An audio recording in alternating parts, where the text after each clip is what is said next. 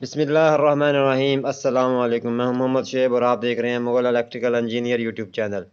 उम्मीद करता हूं कि आप सब खैरियत से होंगे। तो दोस्तों, आज हम बात करने जा रहे हैं ट्रांसफार्मर कैलकुलेशन फार्मूले के बारे में। जो स्टेपलाइजर में से ट्रांसफार्मर निकलता है, उस ट्रांसफार्मर को हम 12 वोल्ट का अडाप्टर या सप्लाई किस तरह बना सकते हैं, उसके वाइंडिंग डाटा के बारे में आज हम डिस्कस करेंगे कि उसका जो कैलकुलेशन फार्मूला है, कैलकुलेशन हम किस तरह निकालेंगे, उनका डाटा है वो मुकम्मल किस तरह निकालेंगे।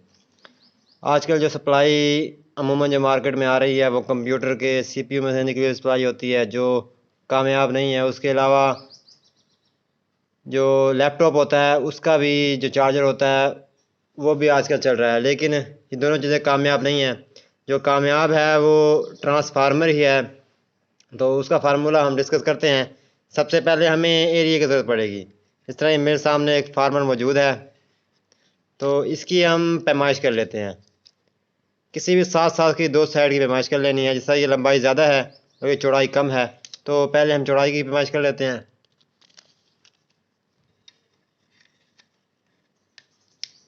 तो ये 1.5 इंच है, और अगर हम लंबाई की पैमाइश करते हैं तो ये 2 इंच है।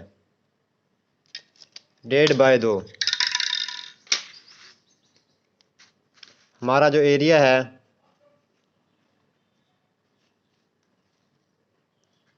1.5 इंच बाय 2 इंच। इन दोनों को हम ज़रा दे देते हैं। 1.5 ज़रब 2, तो हमारा जवाब जो आया है वो आया है 3 इंच। ठीक है, तो हमारा एरिया 3 इंच का है। तो हमारा एरिया निकल गया है। अब जो फार्मूला है वो मैं आपके साथ शेयर करता हूँ।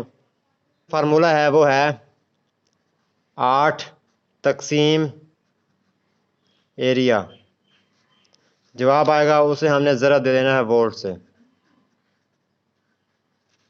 अमूमन जो स्टेपलाइजर के अंदर भी ट्रांसफार्मर होता है 220 वोल्ट का, उसके में भी यही फार्मूला इस्तेमाल किया जाता है। तो अब जितना बड़ा हमारा जो ट्रांसफार्मर है, जितना बड़ा होगा उतनी ही तार हमारी कम लगेगी और उसका जो रिज़ल्ट है उतना ही अच्छा होगा, और उतने ही इसके एम्पेयर ज़्यादा होंगे और ताकत ज़्यादा होगी। जो ये सप्लाई है वो अमूमन 12 वोल्ट के कूलर चलाने में इस्तेमाल की जाती है। तो अब 8 को तकसीम करते हैं हम 3 पर। 8 तकसीम 3, उसे ज़रा दे देना है हमने। पहले हमने निकालने हैं 220 वोल्ट। 220 वोल्ट की हमने पहले करंट देना है। जो नीचे की वाइंडिंग होगी उसमें हमने 220 वोल्ट का करंट देना है। ऊपर की वाइंडिंग में हमें 12 वोल्ट का करंट निकलेगा, तो उसकी टर्म्स भी हम निकालेंगे। तो पहले हम इसे कैलकुलेशन कर लेते हैं।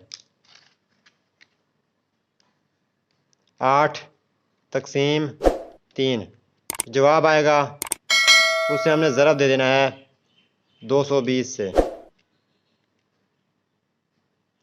तो ये हमारा जवाब आया है 586। 586 टर्न्स। अगर कापर में आप कर रहे हैं तो आप इसमें 23 नंबर तार डालेंगे। अगर सिल्वर में कर रहे हैं तो 22 नंबर तार आप डालेंगे, तो रिज़ल्ट जो है इसका अच्छा आएगा।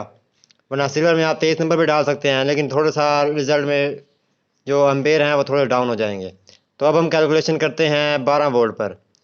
8 तकसीम 3 ज़रब 12, ये भी वोल्ट है और ये भी वोल्ट है।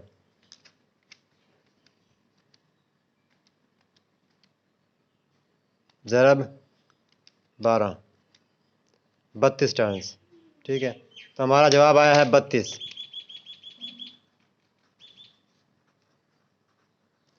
तो 32 टर्न्स जो 220 वोल्ट में हमने वायर साइज डालनी है, तो वो होगी हमारी SWG वायर